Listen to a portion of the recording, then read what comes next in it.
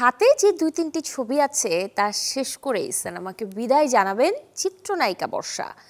Travel agency উদ্বোধনে এসে গণমাধ্যমকে এমনটাই জানালেন এই নায়িকা।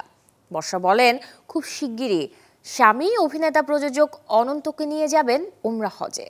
বিদেশে কাজে কিংবা ঘুরতে যেতে সব ধরনের সুযোগ সুবিধা নিয়ে ট্রেভেন কোয়েস্ট হলিডে ট্রাভেল এজেন্সির যাত্রা শুরু, যার উদ্বোধন করেন চিত্রনায়িকা বর্ষা। রাজধানীর গ্রিন রোড এলাকায় অবস্থিত এই ট্রাভেল এজেন্সির অফিসে আয়োজিত সে অনুষ্ঠানে সরাসরি সাংবাদিকদের সাথে কথাও বলেন তিনি। জানান, বিদেশে ঘুরতে যেতে প্রয়োজন একটা বিশ্বস্ত ট্রাভেল এজেন্সির। সাথে সাংবাদিকদের করা প্রশ্নে ব্যক্তি জীবন ও ক্যারিয়ার ভাবনা নিয়েও কথা বলেছেন চিত্রনায়িকা বর্ষা। আমি তো বলেই দিয়েছি, এখন থেকে ইনশাল্লাহ আমাদের যত বিদেশে যাওয়ার টিকিট, ট্রাভেল ট্যুর যা কিছু সব কিছু এখান থেকেই করব। নেত্রী দ্য লিডার, আমিও চাই আসলে সিনেমাটা খুব দ্রুত রিলিজ হয়ে যাক।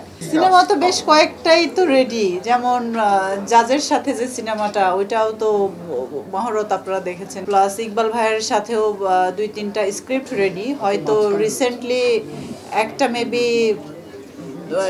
এই বছরের শেষে বা 2-4 মাসের মধ্যে হয়তো ইকবাল ভাইয়ের সাথে একটা শুরু হবে।